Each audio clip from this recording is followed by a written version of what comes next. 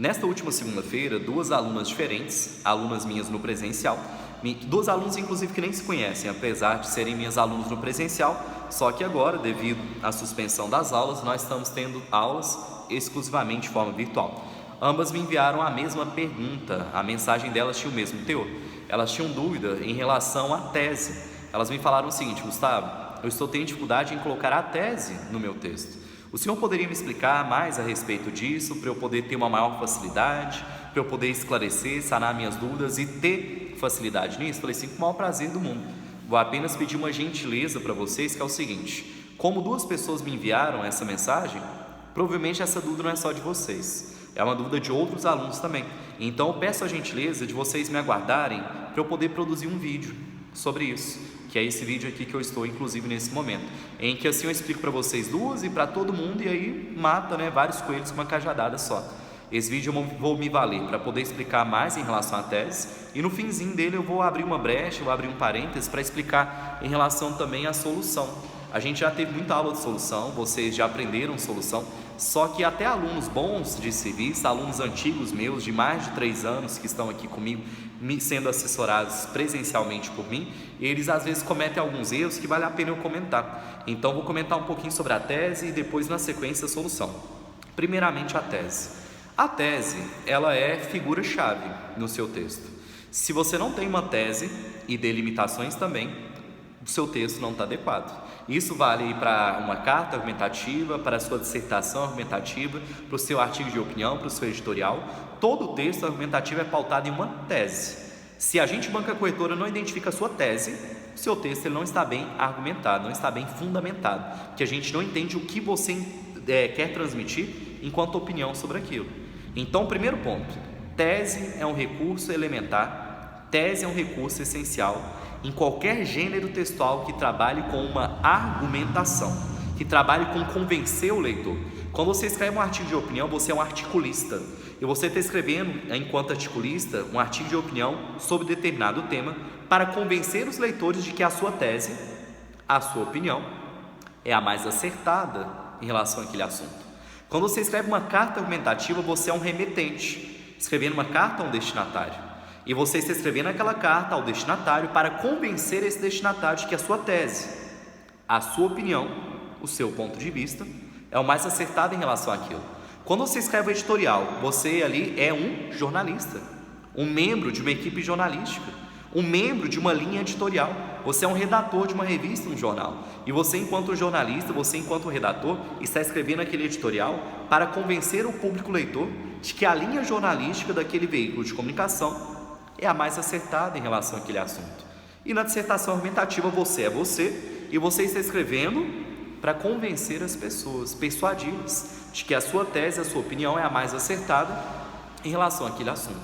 Então, independente do gênero textual que você esteja escrevendo, se esse gênero textual é pautado em argumentação, em persuadir o leitor, em convencê-lo sobre aquele assunto, a sua argumentação deve ser pautada em uma tese. Então, o primeiro ponto que eu quero que você entenda é isso. A tese é um recurso elementar, é um recurso essencial para qualquer gênero textual que trabalhe com argumentação, utilizada para convencer, para persuadir um leitor. Isso se encaixa para dissertação argumentativa, para artigo de opinião, para carta argumentativa ou para editorial. O segundo passo que eu quero que você entenda é que tese é o termo técnico que nós, banca corretora, damos para opinião, ponto de vista. É simplesmente isso. Quando você ouve falar de tese, tese nada mais é do que a sua opinião, o seu ponto de vista em relação a isso. O próximo plano, o terceiro aí para você, que eu quero que você deixe claro na sua cabeça em relação à tese, é que não existe, deixe isso bem claro para você, viu? Tese melhor ou tese pior. A tese minha, professor de redação que vivo 24 horas de corrigir redação, não é melhor do que a tese de você, aluno, que começou a produzir redação a sério esse ano. Por que a minha tese não é melhor do que a sua? Porque tese é opinião. E não existe opinião melhor ou opinião pior dentro da redação. Dentro da redação, todas as opiniões são válidas, desde que você sustente a sua opinião, desde que você saiba fundamentar, argumentando durante o texto, o porquê de você ter aquela opinião. Por exemplo, você pega ali para analisar em relação à descriminalização, isso mesmo, a descriminalização das drogas, ou especificamente da maconha, que é mais fácil descriminalizá-la aqui no território nacional. A minha tese, suponhamos, é um exemplo de que a maconha deveria ser descriminalizada em território nacional. E chega uma outra pessoa e coloca a tese de que a maconha não deve ser descriminalizada em território nacional, ela deve permanecer sendo crime. Qual tese é melhor? A minha, favorável à legalização da maconha, ou dessa outra pessoa, uma pessoa contrária, negativa, desfavorável à legalização da maconha? Nenhuma é melhor. Ambas estão no mesmo patamar, que não existe opinião melhor nem pior, o que existem são opiniões diferentes, todas devem ser respeitadas, todas têm a sua validade, desde que você argumente, desde que você sustente o porquê você tem aquela opinião. Então quero que você entenda por enquanto isso, vai anotando tudo no seu caderno, não se perca. Próximo passo aí para nós é sobre a localização dessa tese. Gustavo, onde ela deve vir? Ela vem na introdução, tá bom? Ela vem na sua introdução e ela vem em qualquer frase da introdução, desde que não seja na última frase. A última frase da introdução, ela é destinada para a gente escrever as delimitações, que são palavras, duas expressões que resumem o que você vai abordar em cada um dos seus desenvolvimentos. Inclusive te dou uma dica, viu?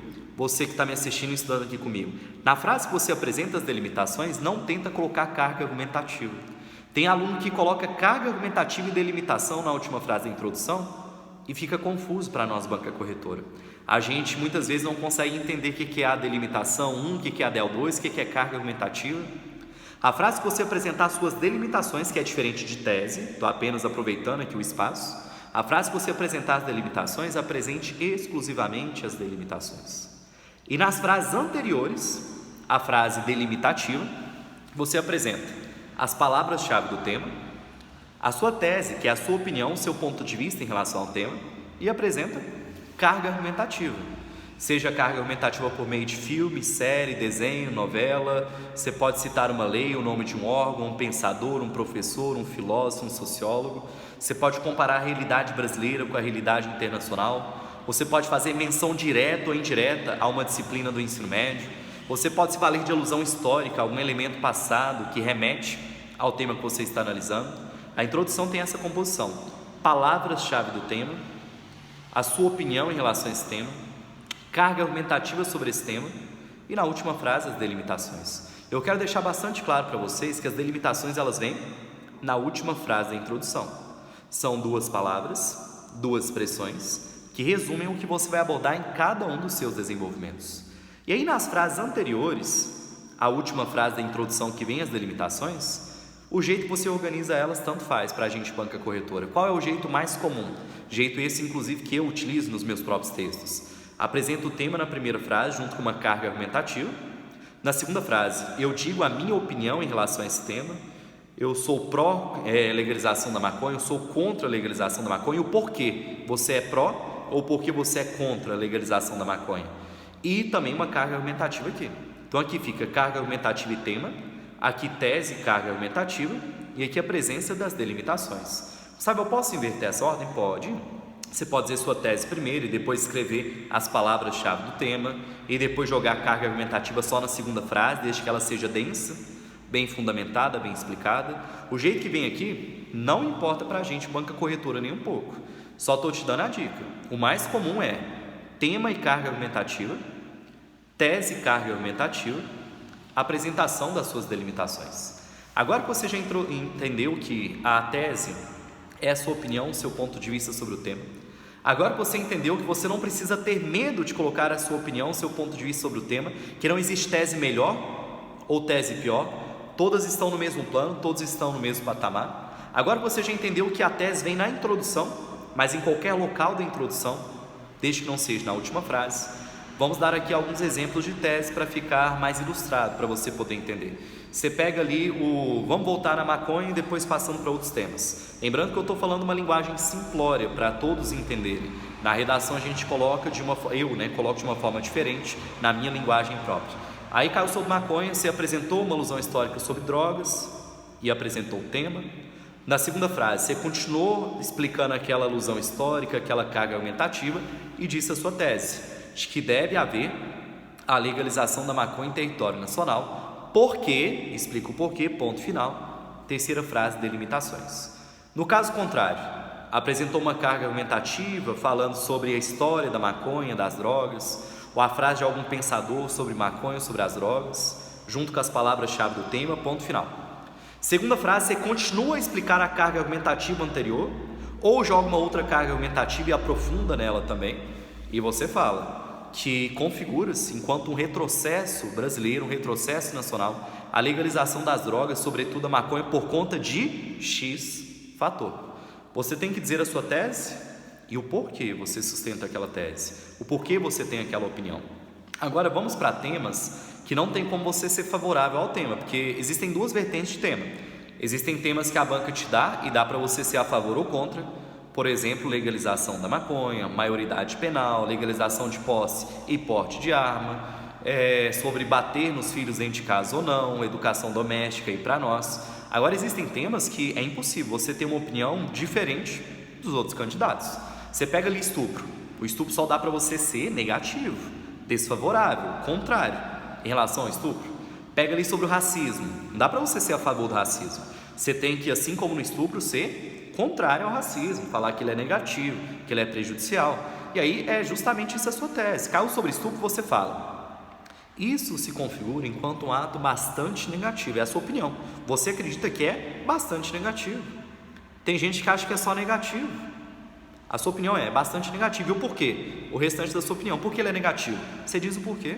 Às vezes fala assim, o estupro, esse ato, essa atitude, esse crime hediondo é bastante negativo em território nacional porque ele tem como principal vítima a mulher. Lembrando que metade da população é mulher e a outra metade, nós homens, não somos mulheres, mas somos filho de mulher. Metade do mundo é mulher e a outra metade é vindo de mulher. A importância da mulher no mundo, historicamente falando, não apenas para configurar novas reproduções, mas importância mundial de representação, de enfrentar diversas tradições machistas, conservadoras, etc. Então o estupro contra a mulher ainda é a principal vítima de estupro, é algo negativo porque inferioriza, humilha uma figura que historicamente já foi humilhada, já foi inferiorizada, e está na hora de reverter essa situação, está na hora de acabar com isso. E você falou isso na introdução. Você pega o racismo, você vai lá e escreve que o racismo é um desafio a ser superado no Brasil. Olha a sua opinião, acho que é um desafio. E mais que isso, a sua opinião é de que é um desafio a ser superado no Brasil. E você diz o porquê? Porque o racismo persiste há mais de 500 anos no Brasil. Da chegada dos portugueses ao Brasil e a escravização aqui dos negros, que posteriormente foram trazidos de outros locais, há hoje, atualidade, ao mundo contemporâneo, tem episódios racistas. Será que 500 anos de racismo não basta? Será que a gente precisa ter mais meio milênio, mais várias outras gerações de racismo? O racismo é um desafio a ser superado em território nacional, principalmente considerando a sua existência há mais de meio milênio, a sua existência há mais de 500 anos. Então você pode falar que o tema é um desafio a ser superado, e digo por que ele é um desafio a ser superado, que ele é bastante negativo e o porquê ele é bastante negativo, que ele representa uma questão de retrocesso ao Brasil, e por que é um retrocesso ao Brasil, que ele é positivo e o porquê ele é positivo, ou que ele é negativo e o porquê ele é negativo, e assim sucessivamente. Isso nada mais é do que a sua tese. Não tenha medo de colocar a sua tese, falar assim, minha tese está ruim. Não existe tese ruim, não existe tese ruim em razão disso que eu te disse. Toda tese é opinião, ponto de vista, não existe opinião melhor nem pior. O que existem são argumentos melhores e piores para sustentar aquela tese. Agora puxando uma brecha aqui em relação à solução, à intervenção modificadora. Não vou explicar em relação aos detalhes, os componentes da solução da intervenção modificadora, que corresponde à 5ª coluna de correção do Enem. Não vou fazer isso em razão de que quando a gente estava nas aulas presenciais, uma das últimas aulas foi em relação a isso, e aqui mesmo no canal no YouTube, é só você ir em aula de análise textual, existem diversos comentários em relação à solução e a como ganhar esses 200 pontos. Inclusive tem um vídeo que eu postei que é exclusivamente analisando soluções, exclusivamente. O que eu quero conversar aqui com vocês é sobre um erro que eu tenho percebido, que é o seguinte: erro de número 1 em relação à solução, além daqueles erros que eu já listei para vocês. O pessoal solucionar com criação de disciplina, isso é clichê, isso é chatinho. Cai sobre estupro, aí o cara vai lá na solução e escreve o seguinte: cabe aos professores de biologia, durante as aulas, explicarem melhor sobre o que é um estupro, o que é um assédio e o que é uma relação sexual consentida entre um casal, seja fixo ou não fixo, esse casal. Aí dá gravidez na adolescência quanto tempo? Aí o pessoal vai lá, cabe ao professor de biologia trabalhar melhor métodos contraceptivos, explicar sobre a gravidez na adolescência. Isso é clichê. Você solucionar com professores dentro de sala de aula, trabalharem melhor determinados conteúdos dentro da disciplina a qual eles são responsáveis para poder ministrar, para poder trabalhar. Outra coisa que eu tenho visto são soluções perfeitas. Só que soluções perfeitas, e esse perfeitas eu quero que vocês o traduzam no sentido de utópicas. Para você que não sabe o que é algo utópico, que vem da palavra utopia, é algo perfeito, mas de tão perfeito, de tão ideal, mas tão ideal, não é compatível com a realidade, é um sonho, é uma utopia, é um sonho. Quando falam assim para mim, dando um exemplo, Gustavo, eu quero em 1 ano ficar a pessoa mais rica do mundo, suponhamos um exemplo burro para você entender, em 1 ano a pessoa ficar mais rica do mundo, ultrapassar Bill Gates, Jeff Bezos, os mais diversos multibilionários aí do mundo. Isso aí, essa fala nada mais é do que uma fala utópica, é uma utopia, é um sonho, é uma configuração do ideal, mas é fora da realidade. Não dá, para ela ficar em 1 ano mais rica do que essas pessoas, a não ser que ela seja o maior gênio da história mundial. E isso eu tenho visto na aplicação de algumas soluções. Algumas soluções têm sido utópicas. O que eu quero dizer com utópicas? São perfeitas, são excelentes, mas de tão boas, tão perfeitas, chegam a ser ingênuas, chegam a ser não aplicáveis, chegam a ser descompatíveis com a realidade. Você pega, por exemplo, um tema que a gente trabalhou na semana passada, foi o último tema até agora, sobre a questão dos refugiados. O pessoal está solucionando com fazer acordos de paz, na base do diálogo, na base da conversa com terroristas. Gente, a base do diálogo, da conversa com terroristas não funcionou em país nenhum. Em país nenhum. Tem que tomar outras medidas em relação ao terrorismo que não sejam acordos de paz, conversa, diálogo. É claro que a conversa, o diálogo, um acordo de paz, uma diplomacia, deve ser tentada em primeiro plano, e já foi tentada assim ao longo da história mundial, nem nos últimos tempos não. O aluno vai lá e joga isso é utópico, isso é fora da realidade, isso não é compatível com o que está presencialmente exposto no tabuleiro de xadrez terrorista, islâmico, etc. aí para nós. Então cuidado, a solução que você coloca, além dela ser completa, além de ser detalhada, ela deve ser aplicável, compatível com o plano da realidade. Deve ser uma solução que tenha baixo custo de aplicação, que não adianta a solução ser maravilhosa, perfeita, se ela é o olho da cara. E aí o Estado jamais vai fazer ela, porque ela é muito cara. Não adianta a solução ser perfeita, ser utópica, ser sonhadora, se não condiz com a realidade, se ela é muito cara, se não dá para conversar com o terrorista, porque a hora da conversa já passou, já tentou de tudo quanto é jeito e a conversa não deu certo. Para analisar a sua solução e veja se ela é aplicável, se ela é compatível com a realidade. Não adianta ela ser completa, detalhada, bacana e legal se ela foge da racionalidade, do mínimo de bom senso, daquilo que é aplicável de fato. A palavra é essa, aplicável. Tem que ter aplicabilidade a sua solução. Se ela não tem, sua solução ela não está legal, ela está ingênua. A gente olha para isso e fala assim, mas gente, como que esse aluno chega a um terceiro ano do ensino médio com esse grau de ingenuidade? Não é possível.